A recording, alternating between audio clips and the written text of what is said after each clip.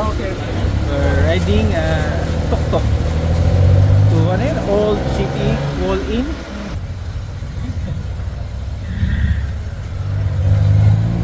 Mas mura lang siya by 10 baht. Okay lang siya.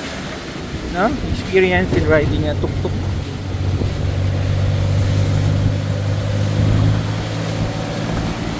We're in Chiang Mai. They have McDonald's here. Anong place yung pinanggalingan natin? Kale Kale Market. Market. Okay. Kale.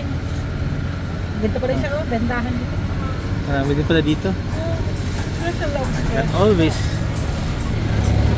you always have reason to buy. Pero we bought one eh.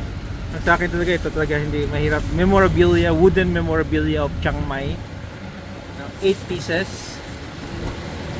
The rest yan natin. Baka pwede tayo mag-foot massage lang after 30 minutes. What do you think? Oh, okay lang. Meron mo doon, malapit sa atin. Meron. Outside the hotel.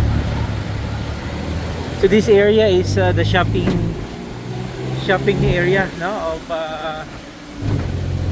Chiang Mai. Haba pala to dito eh. Right. Huh? We're going right. Impression so far? Nice. Yeah. It's raining, so it's not so fun. But it's okay. It's really nice. Iba talaga na. I ordered pad thai and you ordered what? Pork. Para man yung Crispy pata. I think itong road na to, this intersection na siya, no? Yeah.